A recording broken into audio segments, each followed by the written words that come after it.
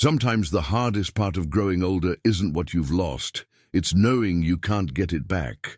Arthur Brennan understood that better than most after raising his son alone for 40 years. At 76, he bought 20 acres in Vermont, hoping for some quiet before the end. The property came with a strange note tucked in the paperwork. "Never check the well," he laughed it off. Then his son, Stephen, showed up, 49 and hurting from his own failed marriage, and couldn't let those words go. They found the old well hidden under twisted roots and moss. What Stephen pulled up wasn't dangerous. It was something that would change both their lives. But what could be down there that someone desperately wanted to stay hidden? Before we continue, tell us where you're watching from, and if this touches you, subscribe. Tomorrow we have something special waiting. The truck's engine ticked as it cooled, the only sound besides wind moving through the maples. Arthur Brennan sat behind the wheel for a long moment, hands still gripping the rim, though he'd already turned off the ignition. Through the dusty windshield, his new property stretched out before him. 20 acres of mixed hardwood forest, most of it thick with undergrowth that hadn't seen a clearing saw in decades. The cabin sat 50 yards up a gentle rise, its cedar shingles silvered with age, one shutter hanging crooked. 76 years on this earth, and this was what he had to show for it. A piece of land nobody else wanted, and a body that reminded him every morning he was living on borrowed time. He climbed out slowly, feeling the stiffness in his lower back. September in Vermont meant the leaves were just starting to turn, splashes of orange and red interrupting the green canopy. The air smelled like pine sap and earth, nothing like the diesel and sawdust that had filled his lungs for 40 years on construction sites. The real estate agent had called it a rustic opportunity. Arthur called it a place to die quietly, though he hadn't said that part out loud. He'd spent his whole life building things for other people. Framed houses from Virginia to Maine, poured foundations, raised barns, fitted trimwork in mansions he could never afford. His hands were thick with calluses, fingers slightly bent from breaks that hadn't set quite right. Those hands had also braided his son's hair for school pictures, packed lunches, signed permission slips, held Stephen's shoulder at his mother's funeral. That was 1984. Stephen had been 9 years old, small for his age, with his mother's dark eyes and quiet way of watching the world. Caroline had been sick for 8 months before the cancer finally took her. Those months had hollowed Arthur out, left him someone he didn't quite recognize. A man alone with a boy who needed more than he knew how to give. But he'd tried. God knows he'd tried.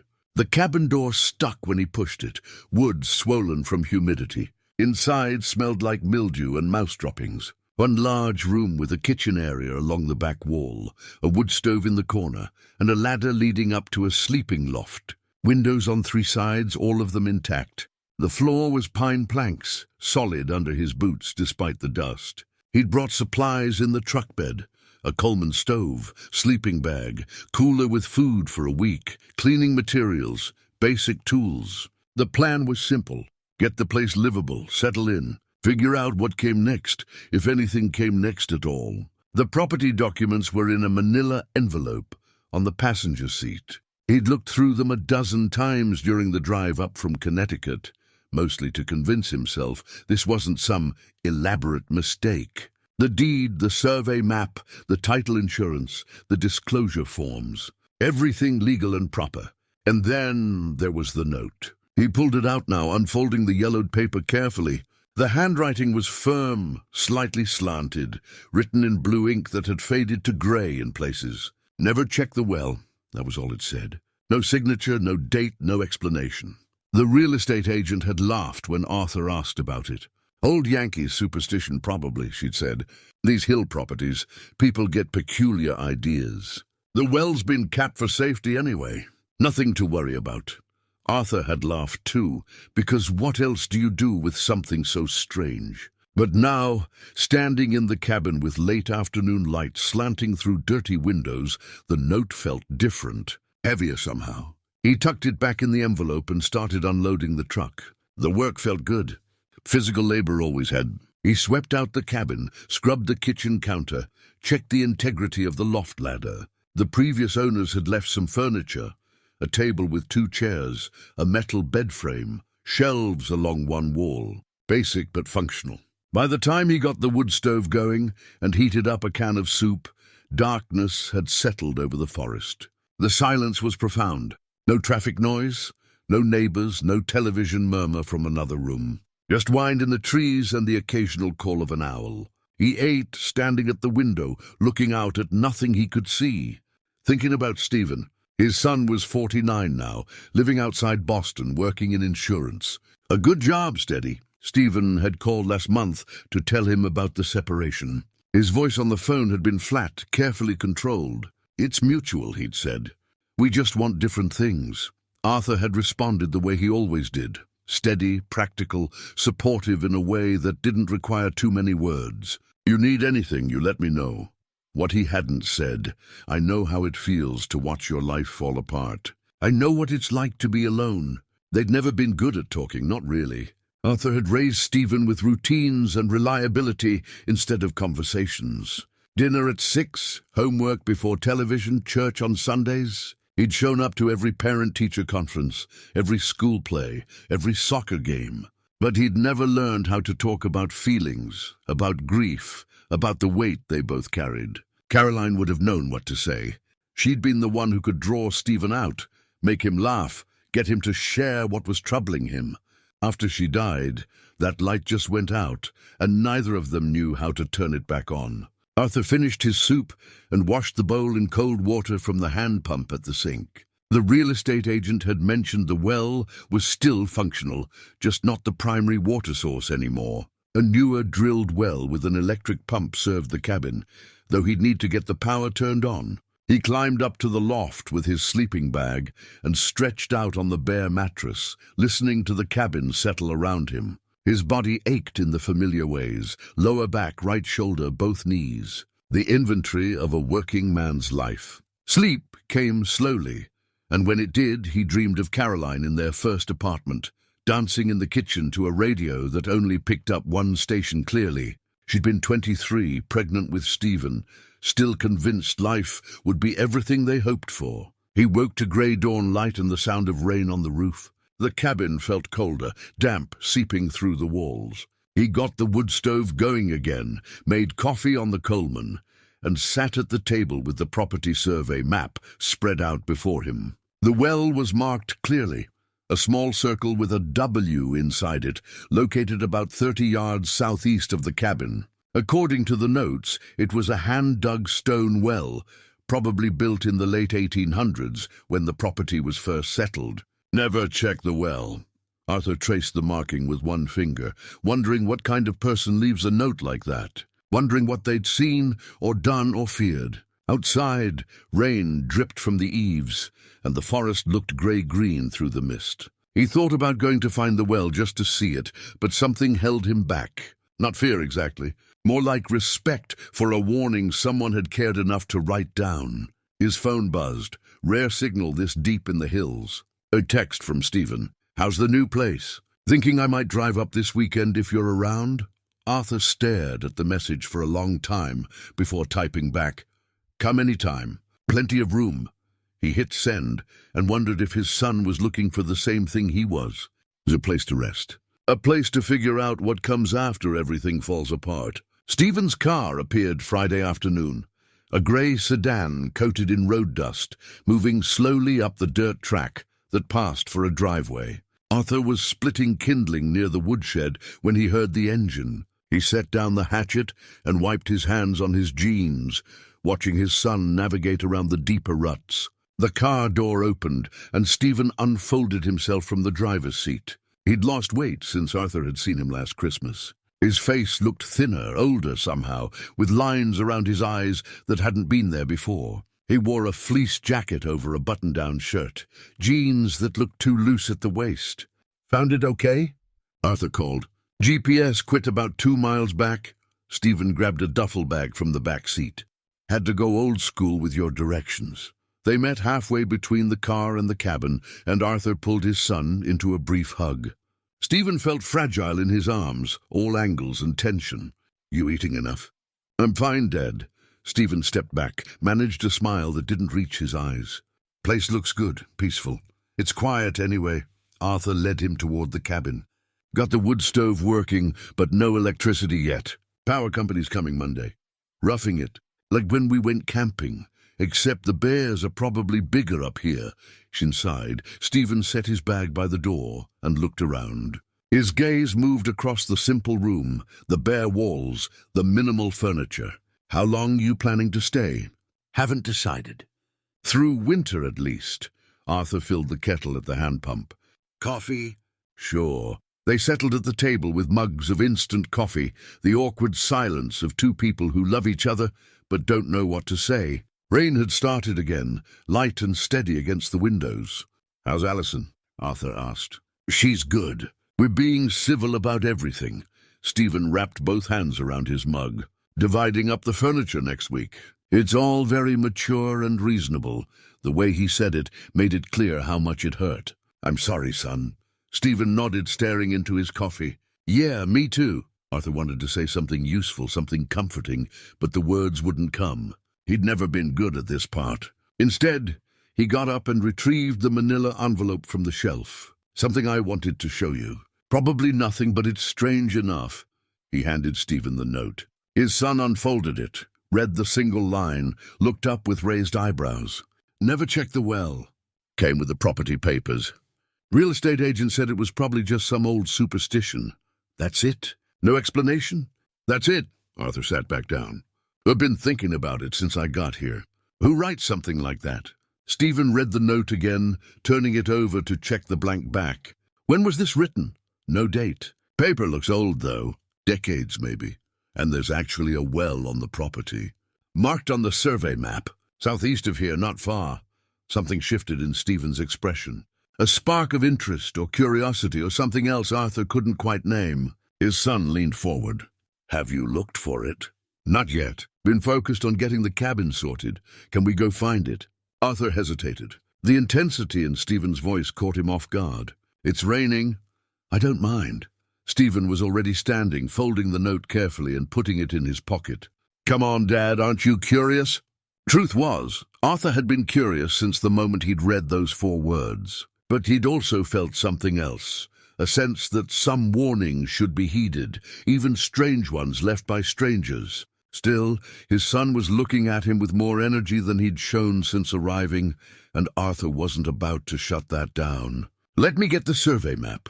They pulled on jackets and headed out into the drizzle. Arthur carried the map in a plastic sleeve, checking their orientation against the cabin's position. Southeast meant following the tree line past a stand of old-growth hemlock, then into thicker undergrowth. Stephen walked ahead, pushing through branches with his hands, breathing hard but not slowing down. Arthur followed, wondering at his son's sudden determination. It wasn't like him. Stephen had always been measured, careful, the kind of person who thought things through before acting. Watch for stones, Arthur called. Old wells usually have a stone border, even if they're capped. They moved deeper into the forest, leaves slick underfoot, rain dripping from every surface. The undergrowth grew dense, saplings and brush that hadn't been cleared in years. Arthur was about to suggest they turn back and try again when the weather cleared, but Stephen had stopped ahead. Dad, look at this. Arthur pushed through to stand beside his son. Stephen was pointing at the ground, where a line of stones emerged from beneath decades of leaf litter and moss. Each stone was roughly the size of a dinner plate, flat-topped, placed deliberately. It's a path, Stephen said quietly. They followed the stones, brushing aside leaves and ferns. The path curved gently through the trees, leading them deeper into an area where the canopy was thicker, the light dimmer. Arthur felt his pulse quicken. This was intentional, crafted. Someone had laid these stones with purpose. The path ended at a circular clearing, maybe 15 feet across. And in the center, almost completely hidden by twisted roots and moss, was the well. It was smaller than Arthur had imagined, maybe 4 feet in diameter, built from stacked stones that had settled and shifted over time. Part of the structure had collapsed inward. Thick roots from a nearby maple had grown over and around it, creating a kind of natural cage. Moss covered everything, deep green and velvet soft. Stephen approached slowly, like someone drawn to something they can't explain. He knelt beside the well, pulling away handfuls of moss and dead leaves. "Help me clear this. Stephen, we should probably—" "Please, Dad."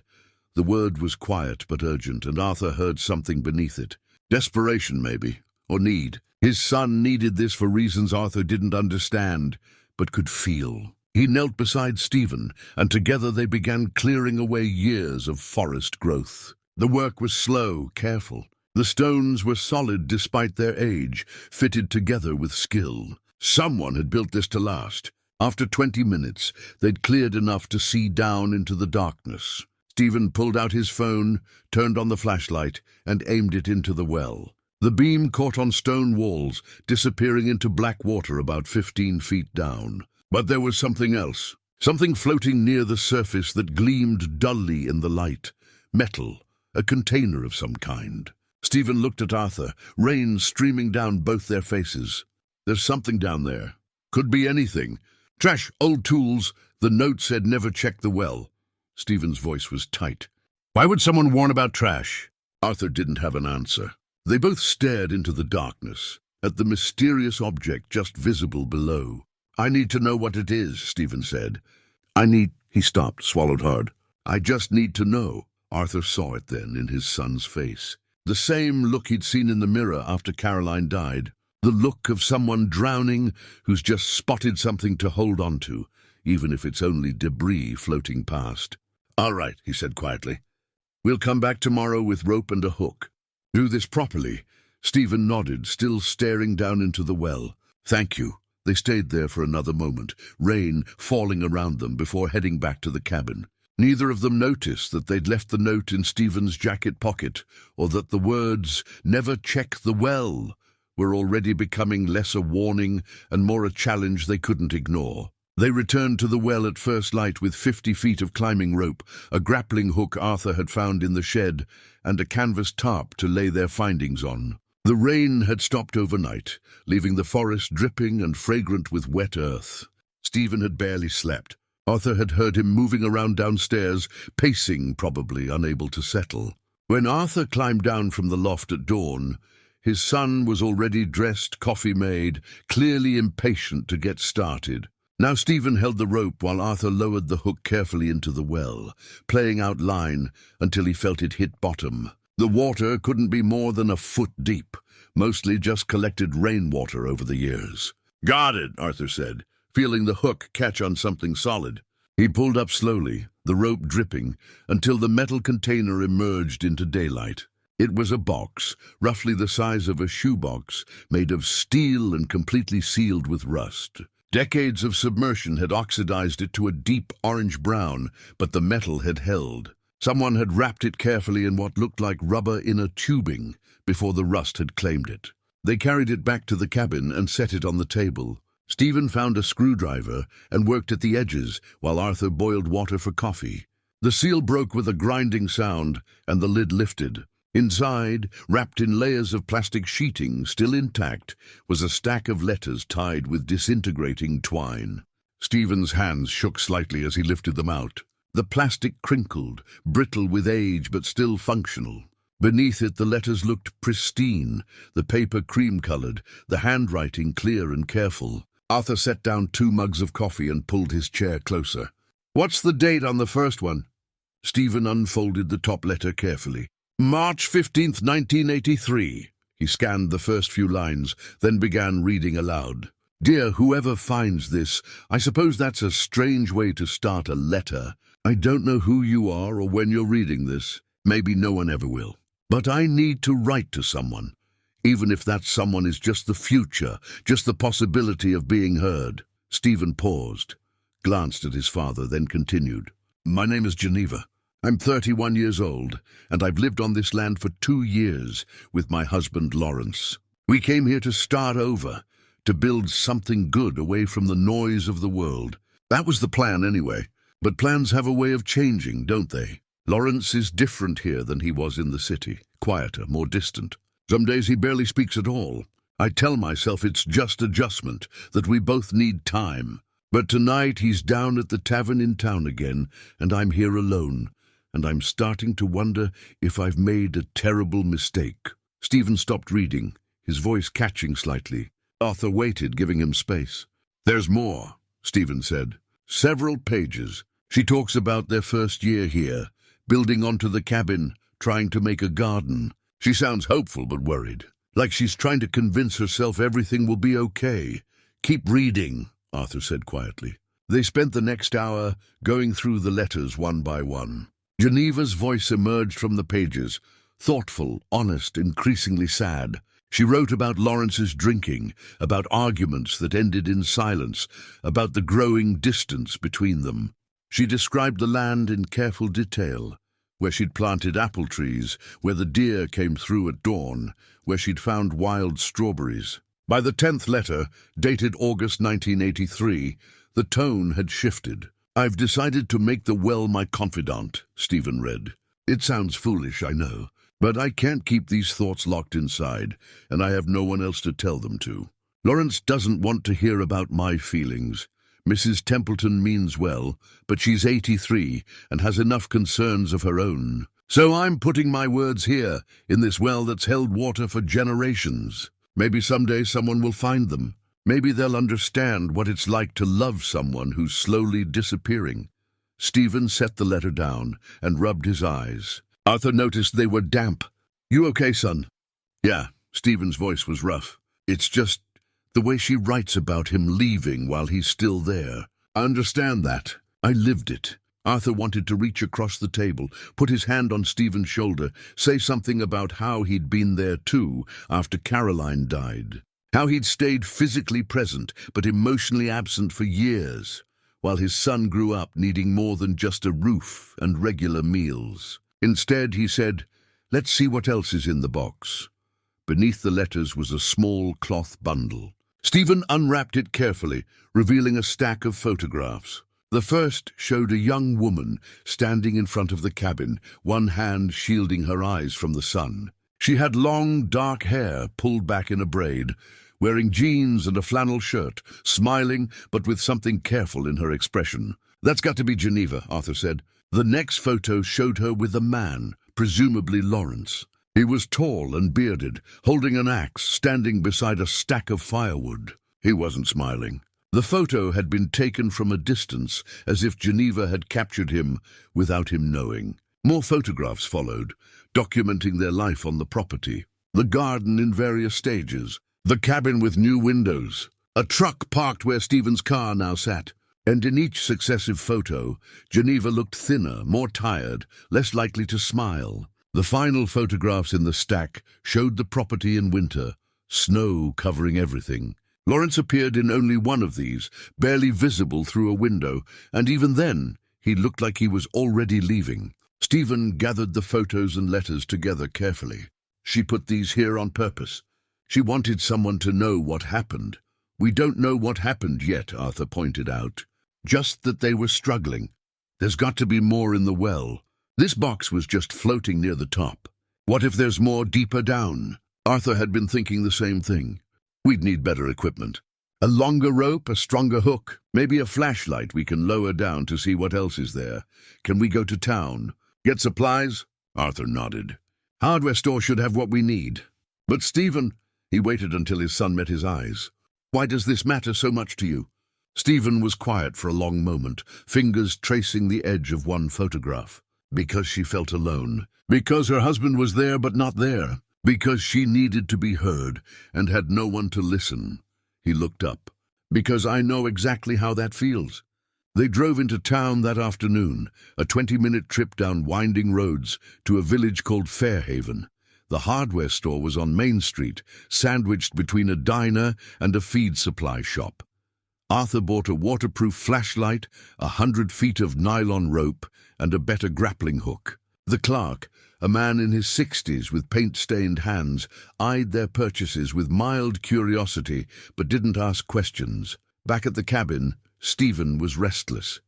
He paced while Arthur organized the new equipment, checked his phone even though there was barely any signal, made coffee neither of them needed. "We should wait until morning," Arthur said. "Better light.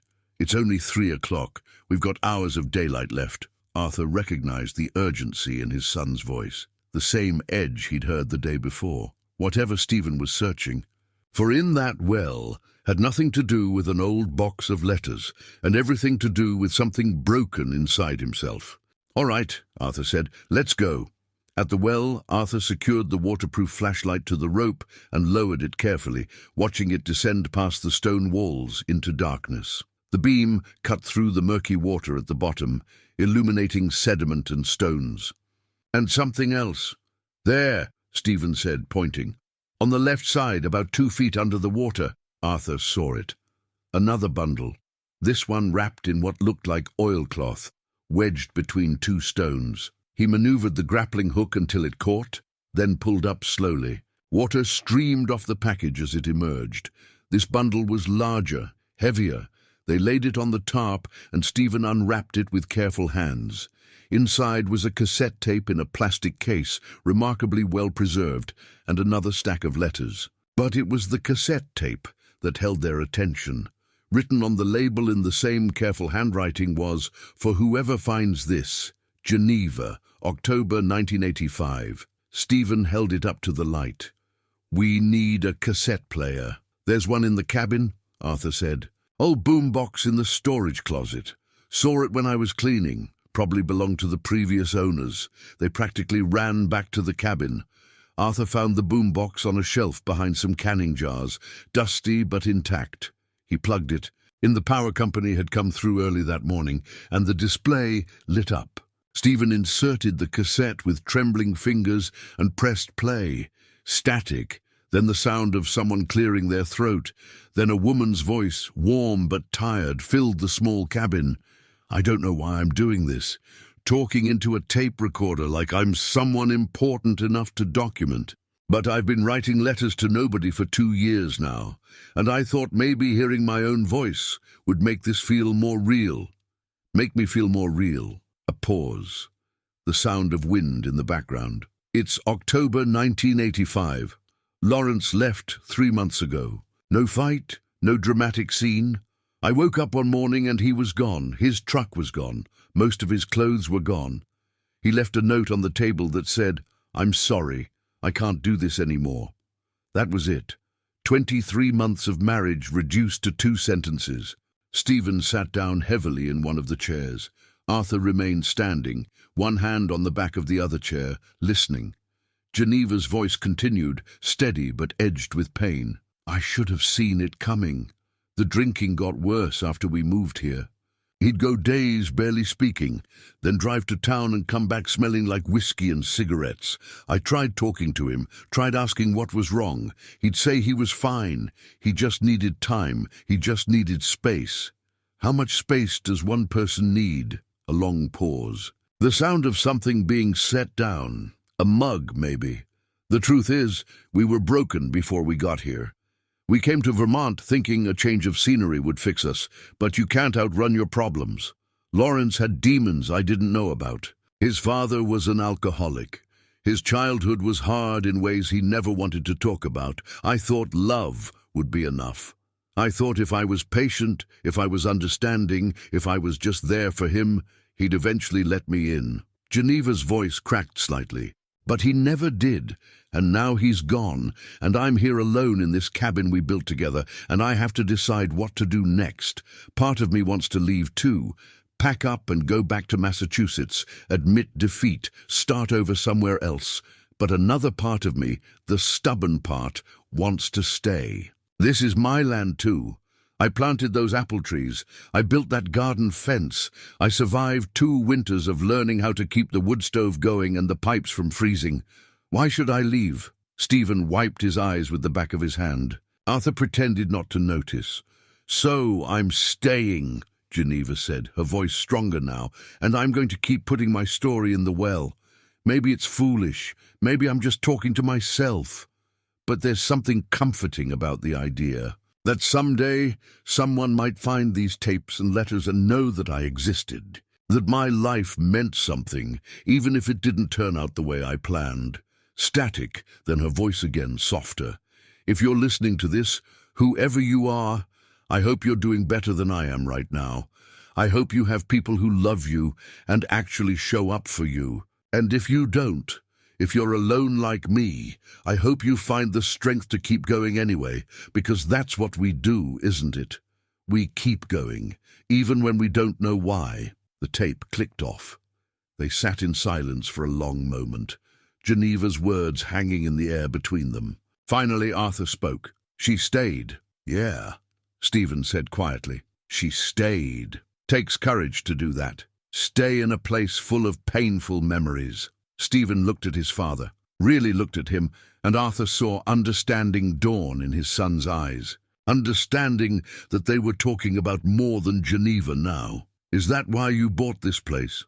Stephen asked. "To stay with the painful memories, instead of running from them?" Arthur considered the question. "Maybe. Or maybe to finally have a place where the memories can settle, where they can be what they are, without me having to pretend they're something else." Stephen nodded slowly. "I've been running. From Allison. From our house. From every place that reminds me of what we lost.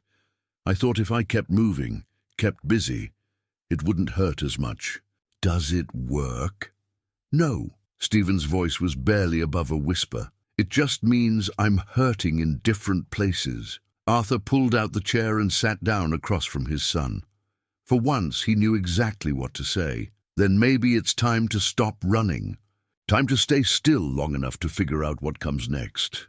Stephen met his father's eyes, and something passed between them, an acknowledgement of shared pain, of parallel struggles, of two men trying to find solid ground after their lives had shifted beneath them. "Will you help me get the rest out of the well?" Stephen asked. "Every last piece," Arthur promised.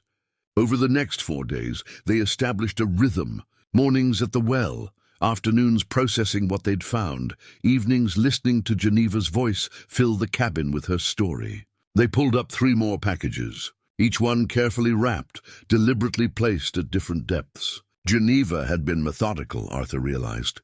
She'd organized her archive like someone who understood it might be years, decades, before anyone found it.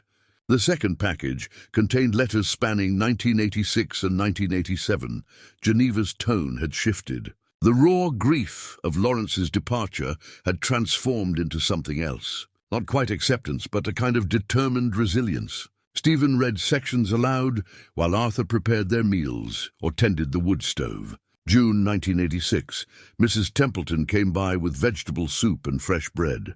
"She's the only person in town who checks on me regularly. 84 years old, and still driving that ancient Buick down these rutted roads. She told me today that being alone isn't the same as being lonely. You can be surrounded by people and feel lonely," she said, "or you can be alone and feel whole." I'm trying to believe her. September 1986.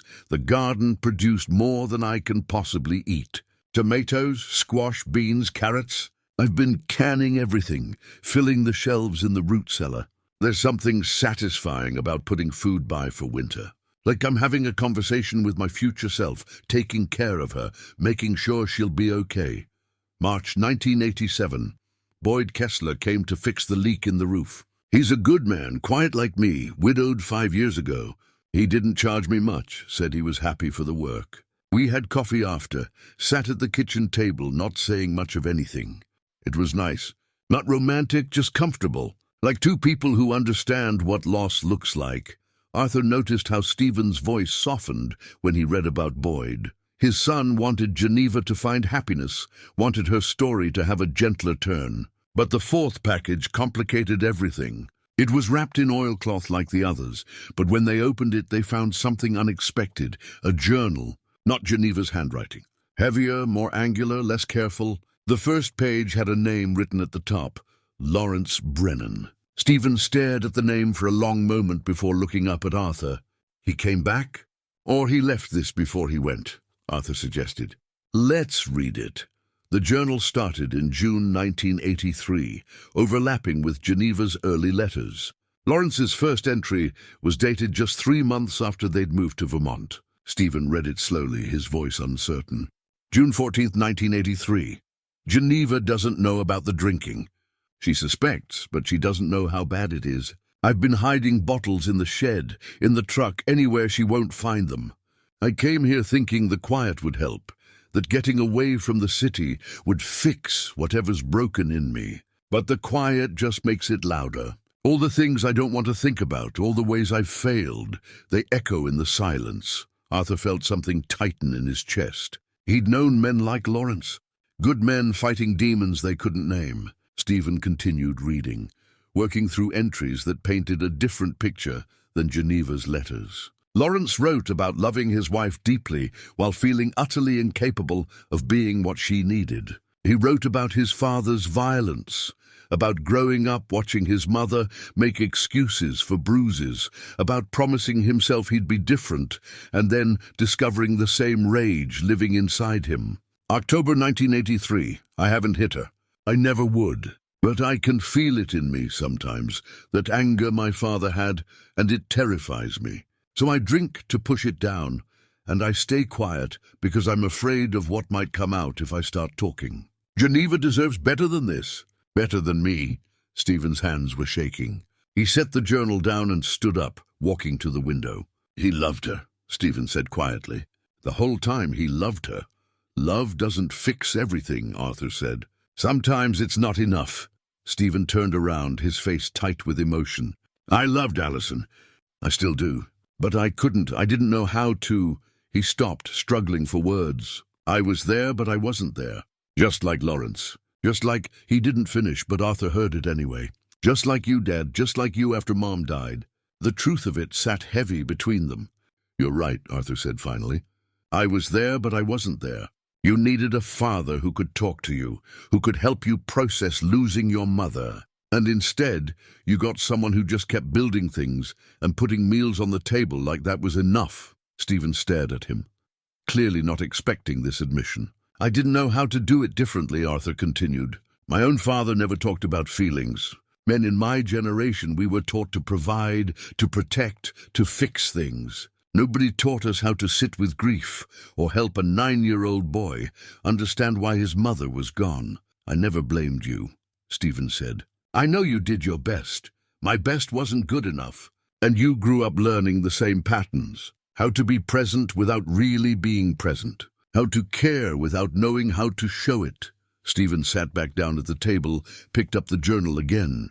Keep reading, he asked. Arthur nodded. The entries continued through 1984 and into early 1985.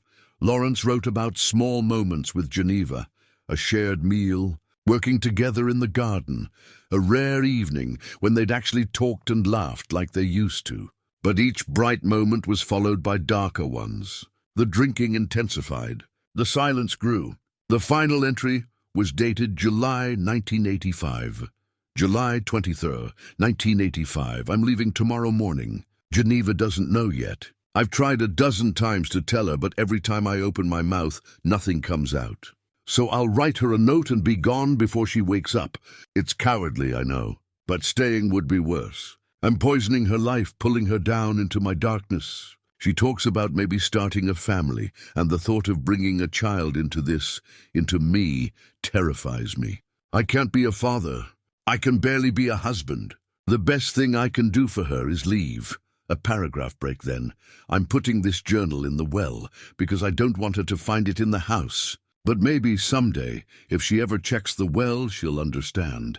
I didn't leave because I stopped loving her. I left because I loved her too much to keep destroying her. I hope she finds someone better. I hope she builds a good life here. I hope she forgets me. Stephen closed the journal carefully. Neither of them spoke for a long time. Finally, Arthur said, he thought he was protecting her. Was he? I don't know, maybe. Or maybe he was just scared and didn't know how to ask for help. Stephen looked at his father. Is that what happened with you? After Mom died? Were you protecting me by staying distant? Arthur considered the question honestly. I thought I was. I thought if I kept things stable and predictable, you'd feel safe. I didn't realize you needed more than safety. You needed connection. I did, Stephen said softly. But I also survived. We both did.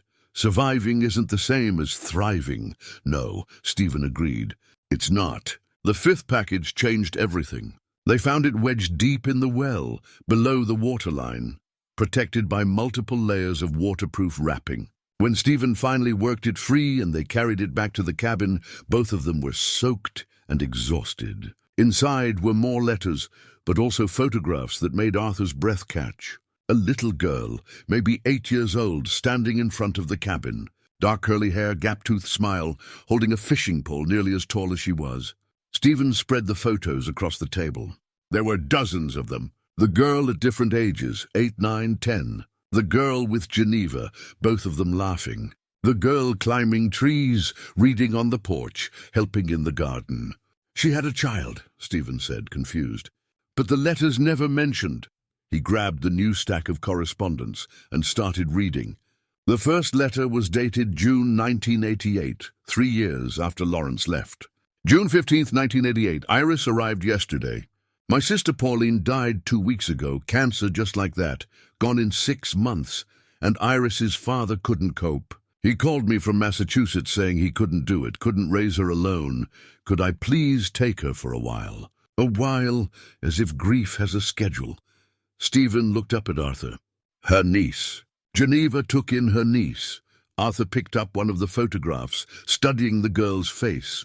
Something about her eyes looked familiar, but he couldn't place it. Stephen kept reading, his voice gaining strength. Iris is so quiet.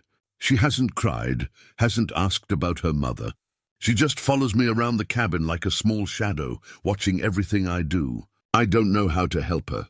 I don't know how to be what she needs. But I remember what it felt like when Lawrence left, when I had to figure out how to keep living anyway. Maybe that's what Iris and I can do together, figure out how to keep living. Over the next hour, they read through Geneva's account of life with Iris.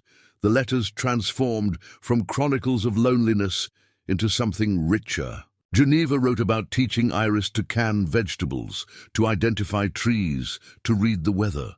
She wrote about Iris's nightmares and slow healing. She wrote about mistakes she made and small victories they shared. September 1989. Iris laughed today. Really laughed. Not the polite sound she makes when she thinks she should. We were trying to get the goat back in its pen, and we both ended up covered in mud, and she just started laughing. I started laughing too, and we stood there in the rain being ridiculous together. I haven't felt this happy in years. Stephen's voice cracked on the last sentence. He set down the letter and picked up another photograph. Geneva and Iris, both muddy, both grinning at the camera. She got a second chance, Stephen said. After everything with Lawrence, after being alone, she got to be a mother anyway. Arthur heard the longing in his son's voice. Stephen and Allison had tried for children. It hadn't happened, and eventually they'd stopped trying, stopped talking about it. Another silence that had grown between them. She didn't see it as a second chance at first, Arthur pointed out. She saw it as an obligation, something she wasn't sure she could handle. The grace came later, when she realized what they could give each other. Stephen nodded, reading more letters. Geneva's writing changed over the years, from uncertain to confident. She wrote about homeschooling Iris, about their routines, about the rhythms of their shared life. She wrote about Iris's questions, her grief, her gradual opening. March 1991.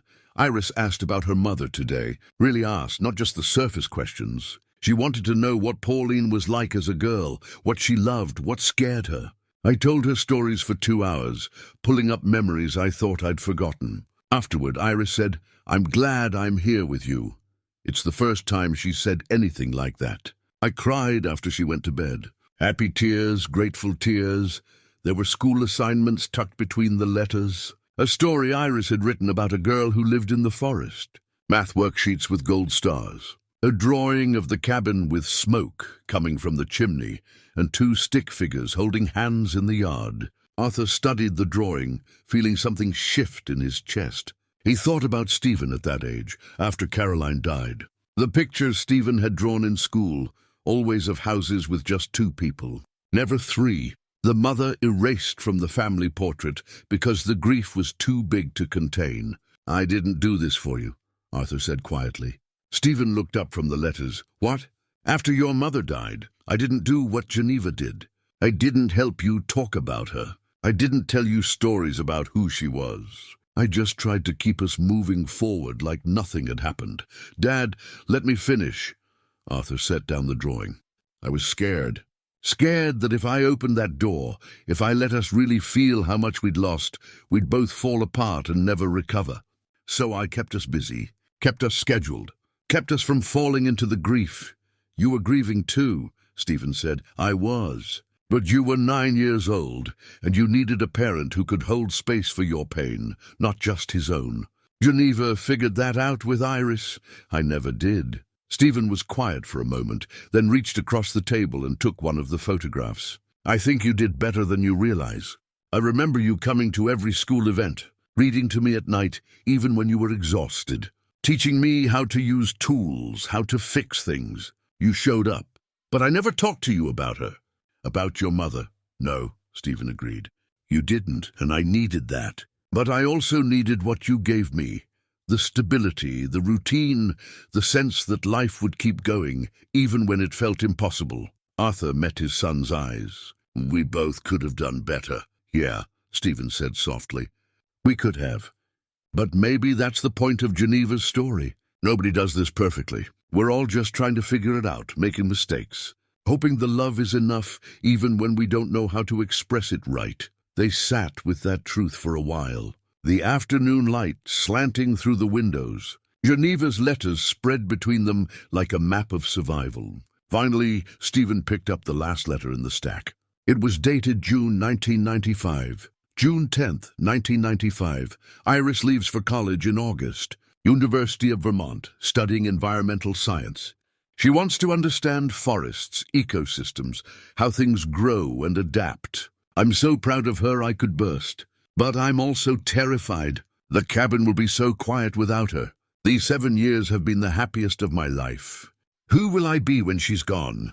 Stephen stopped reading, staring at the page. There's more in the well, he said. There has to be. This isn't the end of her story.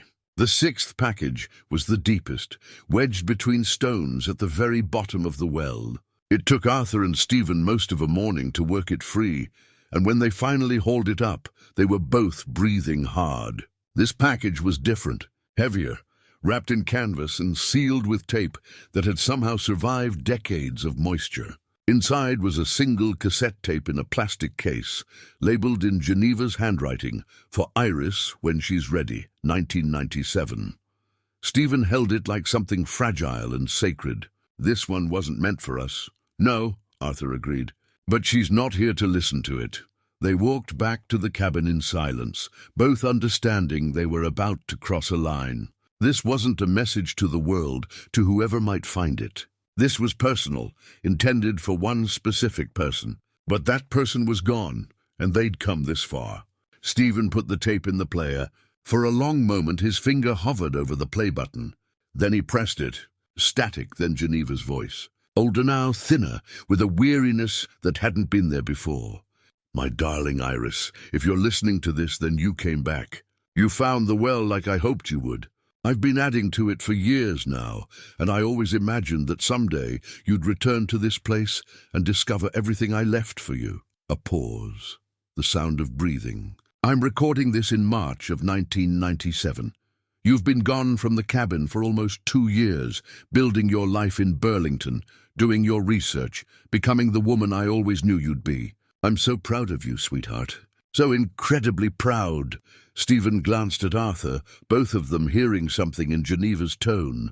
Something final. I was diagnosed with ovarian cancer last October. Stage 4. By the time they found it, it had already spread. The doctors said I could try treatment, but the prognosis isn't good. A year, maybe 18 months if I'm lucky. Arthur felt the words land like stones. I haven't told you yet. I know I should have called you right away, but I didn't want to burden you with this. You've had enough grief in your life, losing your mother so young. You deserve to be happy, to focus on your studies, to build a life that isn't weighted down by death. Geneva's voice strengthened slightly. But I'm not afraid. I know that probably sounds strange, but it's true. I've had a good life, especially these last years with you. You gave me purpose when I thought I'd lost mine. You taught me that family isn't just about blood. It's about showing up, about choosing to love someone even when it's hard. The sound of something being set down, then picked up again. I've been thinking a lot about Lawrence lately. About our marriage and why it failed. I was angry at him for so long, but I understand now. He was drowning and didn't know how to ask for help. He thought leaving was the kindest thing he could do. I don't know if he was right or wrong. I just know that sometimes people make impossible choices with no good options. Stephen's jaw tightened. Arthur recognized the expression. His son was holding back tears. I'm leaving all of this, the letters, the tapes, Lawrence's journal, in the well, because I want you to know my whole story. Not just the happy parts from when you were here, but the hard parts too. The loneliness, the heartbreak, the learning how to live with disappointment. Because life is all of it, Iris. The beautiful and the broken woven together. Geneva's voice grew softer. I'm also leaving this land to someone I hope will appreciate it the way we did. Arthur Brennan, my nephew by marriage. Wesley's brother's son. I met Arthur once, years ago, at a family gathering. He seemed like a good man, solid and kind. I'm hoping that if he inherits this place, maybe you'll find your way back through that connection. Maybe the land will bring you home when you're ready. Arthur's breath stopped. Stephen turned to stare at him. Wait, Stephen said. She knew. Arthur's mind was racing. Wesley, Geneva's husband, was Wesley Brennan. My uncle Wesley. Your uncle? My father's brother. He moved west in the 70s, married someone from Massachusetts. I met them once at a reunion in 1979. I never connected. The tape continued playing. Arthur, if you're hearing this, then the land came to you like I intended. I hope it brings you peace. I hope it gives you what it gave me. A place to heal, a place to remember, a place to figure out what comes next. And if you find these items in the well, I hope you'll try to find Iris. Tell her I loved her. Tell her she was my answer to everything. A long pause, the sound of Geneva breathing unevenly. Iris, my sweet girl, I need you to know something. When your mother died and you came to live with me, I was terrified. I thought I'd failed at everything. Marriage, happiness, building a life that mattered. I thought I had nothing left to give. But you taught me that it's never too late for grace. You taught me that love doesn't run out, it multiplies. Every story you told me, every question you asked, every time you laughed, you were giving me back my life. Geneva's voice broke. You were my second chance, Iris, my unexpected blessing. And these 7 years with you were the best years of my life. I got to watch you grow strong and curious and kind. I got to be your safe place when the world felt too hard. And now I get to let you go, knowing you'll be okay, knowing you'll build a beautiful life. The sound of paper rustling. I'm leaving you my wedding ring, not because I want you to remember the marriage that failed, but because I want you to remember that love is always worth trying for, even when it doesn't work out the way we hope. The ring is engraved W+G always. Wesley and I didn't stay together, but the love was real while it lasted. That matters. Another pause, longer this time. I'm getting tired now. The pain medication makes it hard to think clearly. But I want to end this by saying thank you. Thank you for coming into my life when I needed you most. Thank you for letting me love you. Thank you for teaching me that stories don't end. They echo forward into the future, touching people we'll never meet. Geneva's voice dropped to barely a whisper. Be happy, my darling girl. Live fully. Love deeply. And when you think of me, remember the good days. Remember the garden and the forest, and the two of us making a life together in this quiet corner of the world. Static. Then silence. Stephen reached forward and stopped the tape. His face was wet with tears. Arthur realized his own eyes were burning. She's gone, Stephen said. Geneva's been gone for almost 30 years. Arthur nodded, unable to speak. And Iris never knew. Never heard this. Never knew Geneva wanted to tell her about the cancer. We have to find her, Arthur said, his voice rough. We have to tell her. They spent the rest of that day in a kind of stunned silence, processing what they'd learned. Arthur kept thinking about his Uncle Wesley, trying to remember details from that single meeting in 1979. A tall man with kind eyes, he recalled. Quiet like Arthur himself. Geneva had been laughing that day, he remembered that much. She'd worn a yellow dress and had seemed genuinely happy. By evening, they'd made a plan. Find Iris, return Geneva's message to its intended recipient. Complete the circle Geneva had hoped would form. But finding someone after 30 years wasn't simple. Stephen started with the university where Iris had studied. He called the alumni office the next morning, explaining that he was trying to locate a former student on behalf of a deceased relative. The woman on the phone was sympathetic but firm. They couldn't give out personal information. "Can you at least tell me if she graduated?" Stephen asked. A pause, the sound of typing. "I can confirm that an Iris Brennan received a bachelor's degree in environmental science in 1999. That's all I can share." It was something. A confirmation that Iris had finished school, that she'd been real, that Geneva's story had continued beyond the tape. Arthur tried a different approach. He drove into town and visited the county clerk's office, searching through property records. If Iris had ever owned land in the area, there would be documentation. But after 2 hours of searching, he found nothing under the name Iris Brennan. Back at the cabin, Stephen was on his laptop, using the weak internet signal to search databases. Iris Brennan brought up dozens of results, none of them the right age or location. "What if she changed her name?" Stephen said. "She might have married. Or she might have taken her mother's maiden name after Geneva died." Pauline, Arthur remembered from the letters. Geneva's sister. What was her last name? Stephen flipped through the letters until he found a reference. Kensington. Iris's mother was Pauline Kensington before she married. He typed Iris Kensington, Vermont into the search engine. 3 results appeared. The third one made them both freeze. Dr. Iris Kensington, Senior Research Scientist, Vermont Forest Ecology Institute, Burlington, Vermont. Stephen clicked on the link. A university website loaded, showing a professional photograph. A woman in her mid-40s with dark curly hair just starting to grey. Geneva's eyes, wearing a field jacket and standing in front of a forest backdrop. "That's her," Arthur said. "That's Geneva's girl." The website listed her research interests: forest regeneration, climate adaptation in northeastern ecosystems, long-term ecological monitoring. There was a contact form, but no direct phone number or email address. Stephen read her biography aloud. Dr. Kensington received her PhD from Yale in 2005 and has spent the past 20 years studying forest dynamics in Vermont.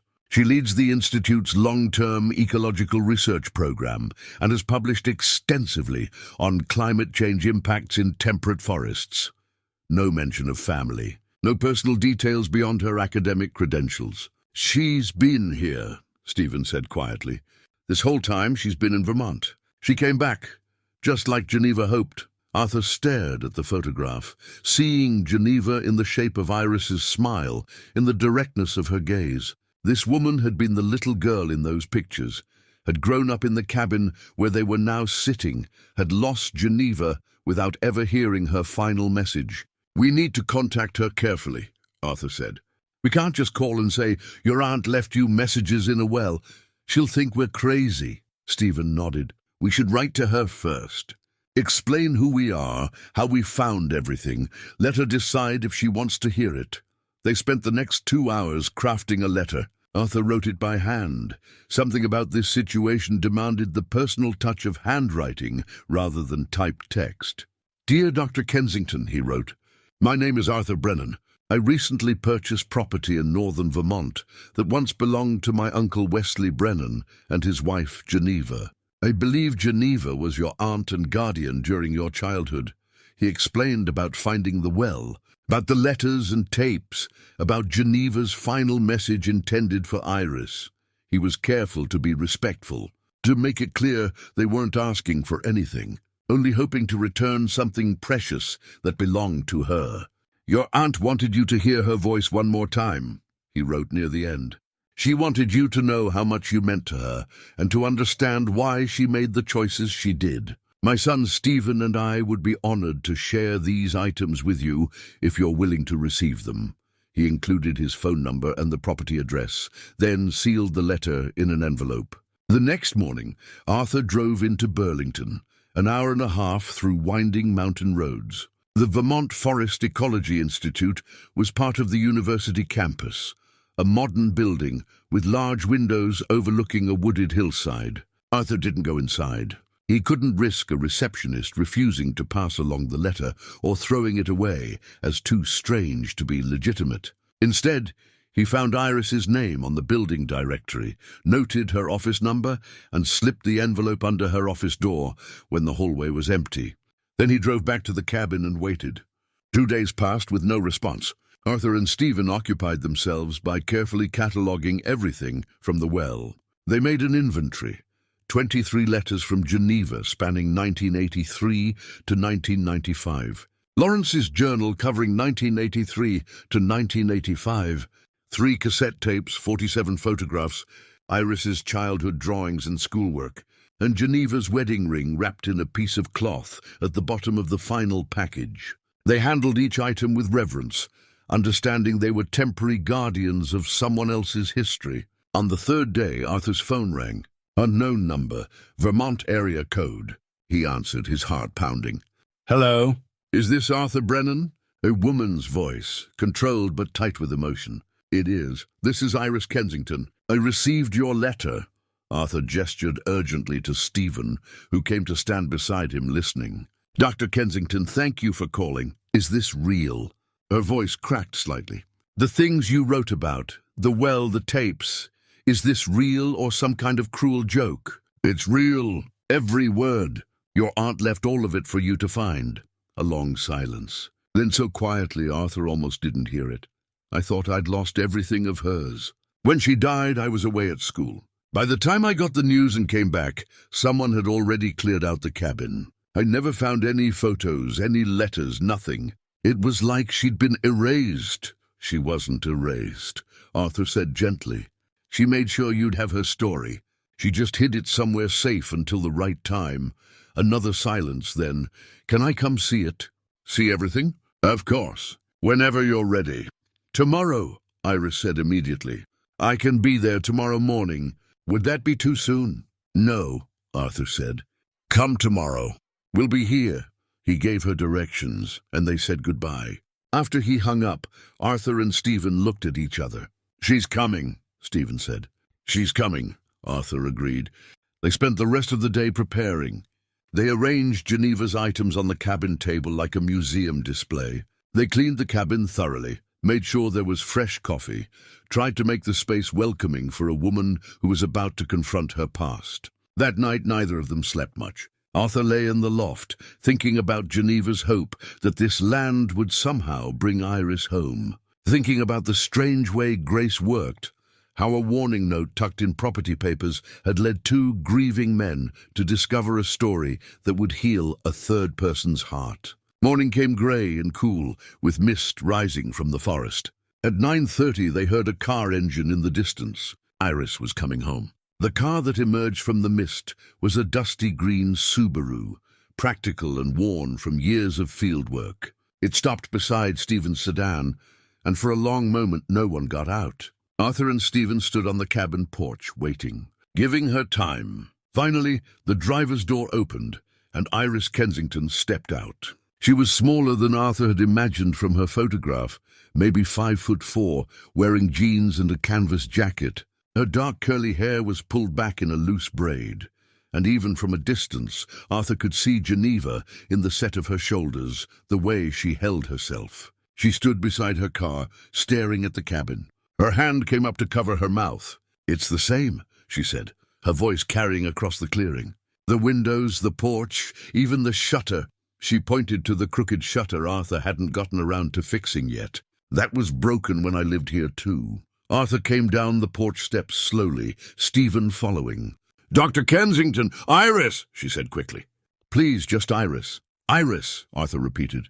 "I'm Arthur. This is my son, Stephen." She nodded at them both, but her attention kept pulling back to the cabin, to the land around them. "I haven't been here in 27 years. I thought about it, thought about trying to find the property, but I was afraid it would have been torn down or completely changed, or that coming back would make the grief fresh again." "We understand," Stephen said gently. Iris took a shaky breath. "Your letter said Geneva left things in the well." Her voice on tape. Is that true?" "It's true," Arthur confirmed. "Would you like to see?" She nodded, not trusting her voice. They led her into the cabin, and Iris stopped just inside the doorway. Her eyes swept the room, landing on details Arthur hadn't even noticed. A mark on the wall near the window, a knot in one of the floorboards, the way the light fell through the southern windows. "We read at that table," she said, pointing. "Every evening after dinner, Geneva would make tea, and we'd sit there and read together. Sometimes the same book, taking turns with chapters. Sometimes our own books, just being quiet together." She walked slowly to the table where they'd arranged everything. Her hand reached out, hovering over the items without touching them, as if afraid they might disappear. "These are her letters?" 23 of them, Stephen said. "Starting from 1983, before you arrived, through 1995. And this," Iris picked up the cassette tape labeled, "For Iris When She's Ready." Her hands trembled. "She recorded this for me?" "In 1997, Arthur said quietly. "She wanted you to hear it when the time was right." Iris set down the tape and picked up one of the photographs. Geneva and a young Iris, both covered in mud, laughing. "I remember this day. We were trying to catch the goat. She kept escaping, and we kept chasing her through the rain. We gave up eventually and just sat in the mud laughing like idiots." Her voice broke. "I'd forgotten about this." "How did I forget?" "Grief does that," Arthur said. "Makes memories harder to hold on to." She set down the photograph and picked up another, then another, working through the stack with tears streaming down her face. When she reached Iris's childhood drawings, she laughed through the crying. "I drew this house 1,000 times, always with smoke from the chimney, always with 2 people holding hands." She found Geneva's wedding ring wrapped in cloth, held it up to the light. The engraving was still visible, W+G always. "Wesley," she said. "Her first husband. She told me about him once. Said he was a good man who couldn't save himself, and that sometimes that happens. Sometimes people drown right in front of you, and there's nothing you can do." Arthur felt those words land deep. He glanced at Stephen, saw his son processing them too. Iris carefully set down the ring and turned to face them. "Can I listen to the tape? I know it might be hard, but I need to hear her voice." "Of course," Stephen said. He'd already set up the cassette player. "Take all the time you need. We can step outside." "No," Iris said quickly. "Please stay. I don't want to be alone for this."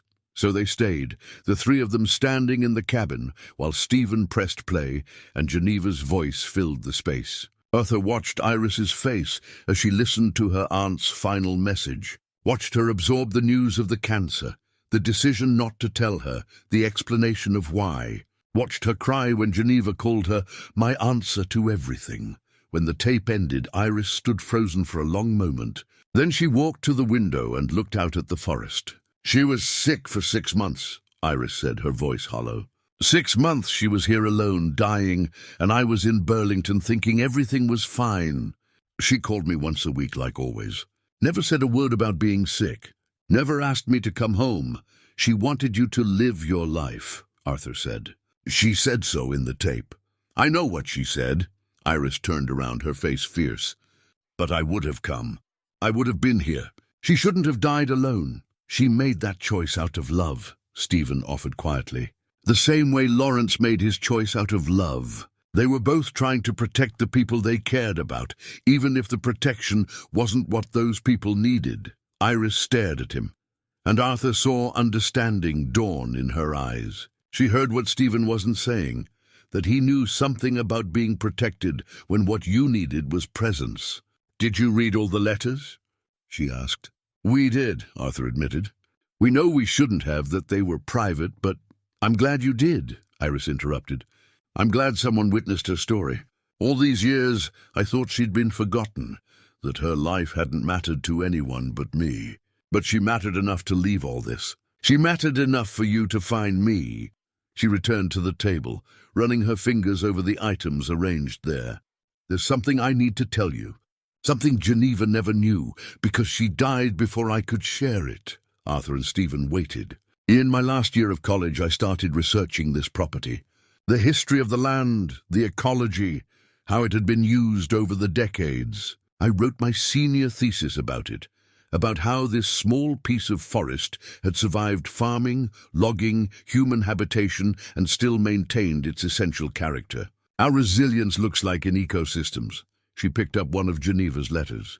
But I was really writing about Geneva, about how she survived Lawrence leaving, about how she created a life here that sustained her, about how she took in a broken child and made her whole again. I just couldn't say that in an academic paper. Iris looked at both of them. I've spent my entire career studying forests, but what I'm really studying is what Geneva taught me, that life adapts, that broken things can heal, that there's grace in the most unexpected places. Iris asked if they could walk to the well together, and Arthur led the way through the forest, following the path of stones he and Stephen had cleared weeks ago. The morning mist was lifting, sunlight breaking through the canopy and slanted beams that made the wet leaves shimmer like scattered coins. When they reached the clearing, Iris stopped and drew in a sharp breath. Her hand came up to touch her throat, and for a moment she couldn't speak. "I'd forgotten it was here," she finally said. "Or maybe I blocked it out. Memory does strange things when you're trying to survive grief." She approached the ancient stone structure slowly, the way someone might approach a grave they hadn't visited in years. Kneeling beside it, she pulled away some of the moss Arthur and Stephen had left in place, revealing the craftsmanship beneath, stones fitted together with skill and patience by hands long gone. Geneva used to tell me never to play near it, that it was dangerous. I always listened because, she paused, running her fingers along the cold stone, because I didn't want to disappoint her. She'd lost so much already. I couldn't bear the thought of causing her more worry. "She was protecting you," Arthur said. "Protecting what she'd hidden here, making sure you wouldn't find it until the time was right." Iris nodded, leaning forward to peer down into the darkness. The protective grate they'd installed caught the light. All those years, her story was right here, waiting for me to be ready to hear it. She looked up at them. "How did you know to keep looking?" "Most people would have found the first box and stopped," Stephen answered. "Because every time we found something, it felt unfinished. Like Geneva was telling us there was more, leading us deeper." "That sounds like her," Iris said softly. "She never did anything halfway. When she committed to something, to the land, to Lawrence despite his struggles, to raising me, she gave it everything." She stood and turned to face them, wiping her eyes, but not trying to hide that she'd been crying. "I need to tell you the rest of what happened. About after Geneva died, and why this place became a ghost I couldn't face." They settled on a fallen log at the edge of the clearing, and Iris told them about September 1997, how a neighbor, Mrs. Templeton's daughter, had called her at university saying Geneva had been found in the cabin. "Peaceful," the woman had said. "In her sleep, no suffering." But by the time Iris made the 3-hour drive from Burlington, everything had already begun moving, according to processes she didn't understand. The county had taken jurisdiction because Geneva had no immediate next of kin listed in her will. The cabin's contents had been catalogued by someone who didn't know their significance. Furniture donated to charity, papers filed in boxes at the county clerk's office. Personal items, and Iris's voice broke here, thrown away or lost in the shuffle of bureaucratic efficiency. "I tried to find something of hers," Iris said. "Anything. A photograph, a letter, one of her sweaters that still smelled like her. But it was all gone. Someone told me the lawyer handling the estate had boxed up some papers, but they couldn't find his contact information. The land itself was being transferred to an heir named Arthur Brennan, but nobody seemed to know how to reach him." Arthur felt a wave of regret. "I moved 3 times between 1997 and when I finally got the notice about the property. The lawyer's letters kept getting forwarded, lost, delayed. By the time I understood what I'd inherited, it had been almost 30 years. I drove back to Burlington that day, thinking I'd lost her twice," Iris continued. "Once when she died, and again when every trace of our life together disappeared. I couldn't even visit her grave. She'd been cremated and her ashes scattered in the forest somewhere. Mrs. Templeton said Geneva had wanted that, wanted to become part of the land she loved." "Why did you change your name?" Stephen asked gently.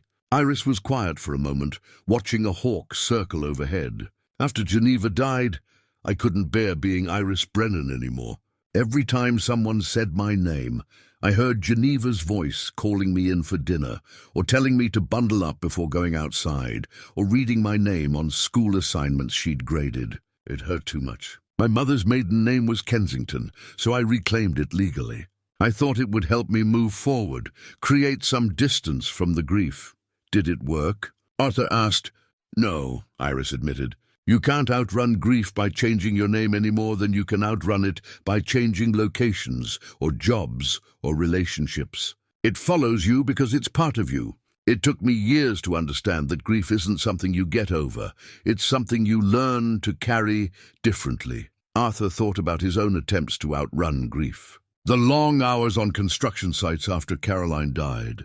The emotional distance he'd maintained with Stephen, thinking it would protect them both from further pain. The way he'd bought this land, hoping isolation would somehow equal peace, only to discover that peace required connection, not separation. Geneva knew you'd come back eventually, he said. That's why she left the land to family. She was creating a path for you to find your way home, even if it took 30 years. Iris looked at him with Geneva's eyes.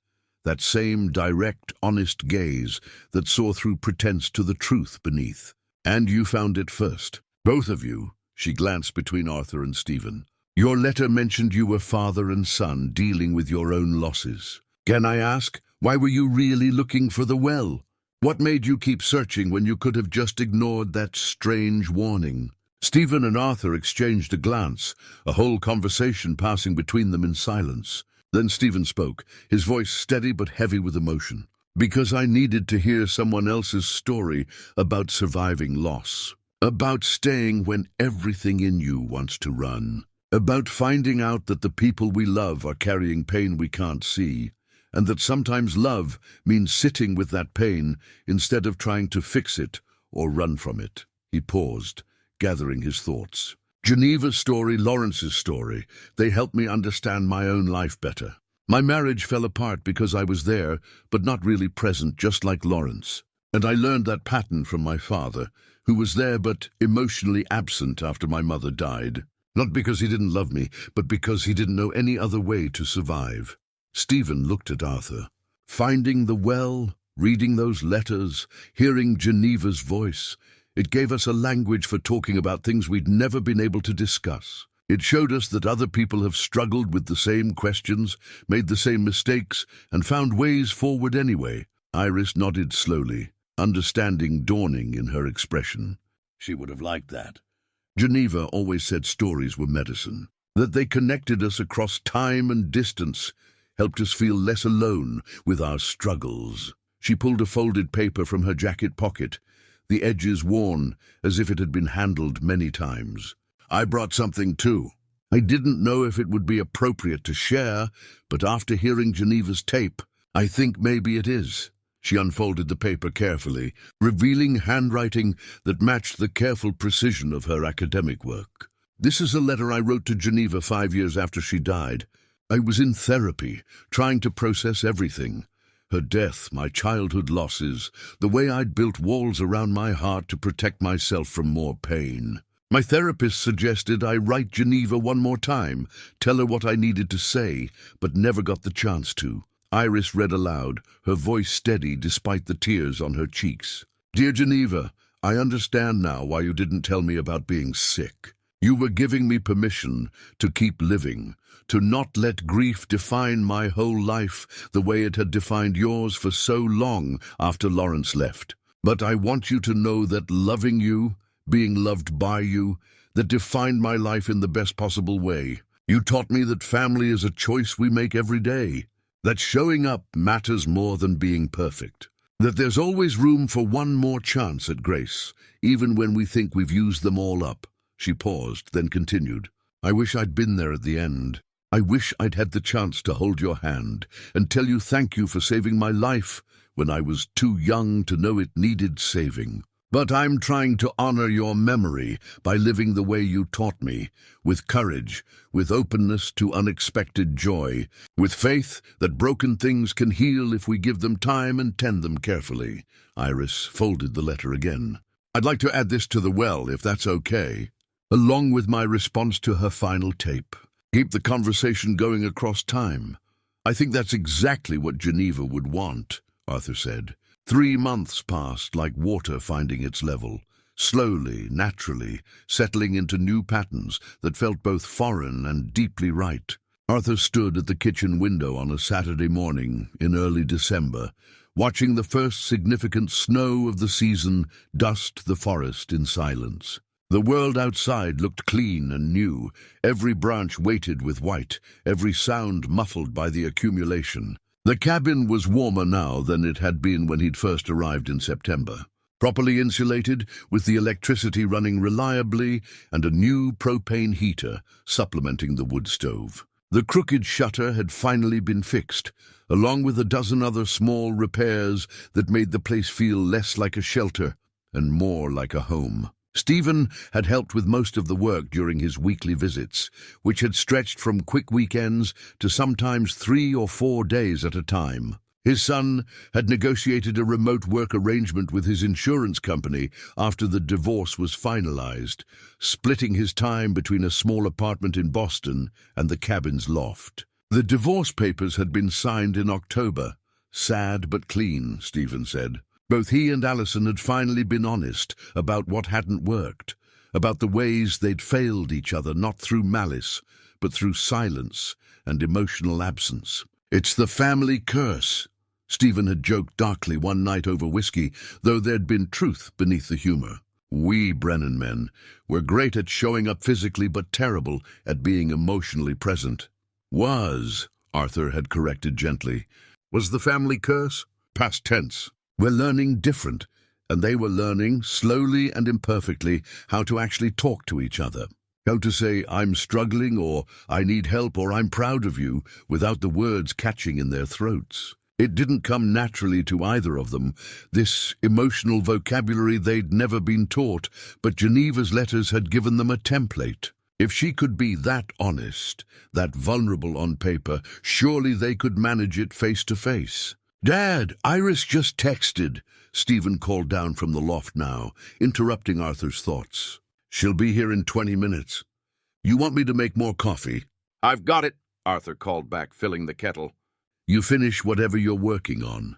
They'd fallen into an easy routine of Saturday morning meetings over the past month.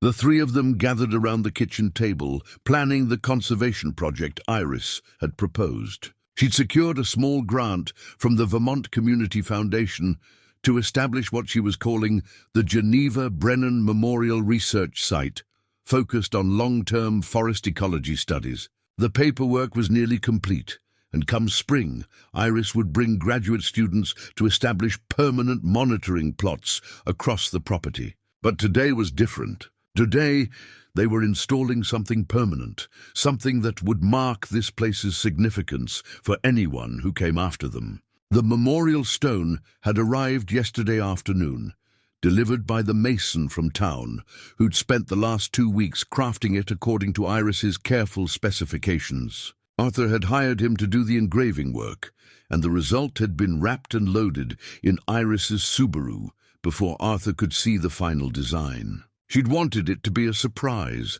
a gift to the land and to Geneva's memory. Arthur heard the familiar sound of Iris's vehicle coming up the drive, engines straining slightly in the fresh snow. He pulled on his jacket and boots and stepped out onto the porch, just as Stephen came down from the loft, already dressed for the cold. Iris's Subaru came to a stop beside Stephen's sedan, both vehicles now wearing several inches of snow on their hoods. She climbed out wearing her field jacket and wool hat, her breath forming clouds in the frigid air. Despite the cold, she was smiling. "Perfect day for this," she called. "The snow makes it feel ceremonial." Together, the 3 of them approached the back of her vehicle, where the stone lay wrapped in a canvas tarp, secured with bungee cords. Arthur could see its outline, roughly 3 feet tall, maybe 18 inches wide, substantial enough to last generations. Before we move it, Iris said, her hand resting on the covered stone, I want to say something. When Geneva died, I thought that was the end of her story. I thought she'd be forgotten, except in my memory, and when I died, she'd be gone completely. But you two, she gestured at Arthur and Stephen, you found her. You witnessed her life, honored her story, brought me back to this place I thought I'd lost forever. You gave her a kind of immortality I never imagined possible. Her voice thickened with emotion. So this stone isn't just a memorial, it's a promise. A promise that what happened here, all the love and loss and learning and grace, will be remembered and honored for as long as this forest stands. She pulled back the top. The stone was beautiful, dark grey granite with a slightly rough texture that would weather well over decades. The lettering had been carved deep and filled with black, ensuring legibility even as weather wore at the surface. The main inscription read, Geneva Brennan, 1952-1997, who taught us that stories echo forward. Below that, in smaller letters, and for Lawrence, Wesley, and Pauline, may all who were lost find peace at the very bottom. A final line, this land is protected in perpetuity as a place of healing and remembrance. Arthur felt his throat tighten. Iris had included everyone in Geneva's story. Not just Geneva herself, but Lawrence who'd struggled and left, Wesley who'd died too young, Pauline who'd been taken by cancer. Even those who'd made mistakes, even those who'd disappeared, were remembered and honored. No one was written out of the narrative. It's perfect, Stephen said quietly, and Arthur could only nod his agreement. They carried the stone together, walking carefully through the snow along the path that was becoming well-worn from their frequent trips between cabin and well. The morning was absolutely still. No wind, just the soft sound of their boots crunching through the white blanket. At the well, a concrete pad had been poured the previous week when the weather had still been above freezing. The mason had promised to come Monday to permanently set the stone, but for now they positioned it carefully in the center of the pad and stepped back to see how it looked. The well itself had been made safe over the past months. A custom-fitted grate now covered the opening, heavy enough that it couldn't be accidentally dislodged, but removable for adding items. The stone walls had been stabilized and reinforced where they'd started to collapse, but the essential character remained. This was still the well Geneva had chosen as her confidant, her archive, her way of speaking to the future. I brought something else, Iris said, pulling a small waterproof container from her backpack. Photographs from my career. Pictures of forests I've studied. Research sites I've established across Vermont and New England. Graduate students I've mentored who are doing important work now. Geneva wanted to know I'd built a good life, that I'd found purpose and meaning. I thought she should see proof. She knelt beside the well, removed the grate carefully, and lowered the container on a length of cord until it reached the bottom, then replaced the protective covering. There's one more thing I need to tell you both, she said, standing and brushing snow from her knees. I've been working with my lawyer on the conservation easement we discussed. The paperwork is ready to file. She pulled a document from her jacket's inner pocket, protected in a plastic sleeve. This creates a permanent conservation restriction on the property. The land stays in your family, Arthur, passes to Stephen and then to his descendants. But it can never be developed, never be logged commercially, never be sold for anything except continued conservation purposes. It would always remain forest, always be available as a research site, always be a place where people can come to heal. For future generations, Arthur said, understanding the full weight of what she was proposing. Exactly. Geneva's story echoes forward, but so does the land itself. We're creating something that will outlast all of us. Iris looked between them. But it requires your signature, Arthur, as the legal owner. I won't pressure you. This is a significant decision that affects your family's rights to the property. Arthur didn't need to think about it. He'd known since the moment they'd found Geneva's first letter that this land was never really his to own. He was just a temporary guardian of something much larger than himself. Where do I sign? They returned to the cabin, and Arthur signed the conservation easement at the same table where they'd read Geneva's letters months ago.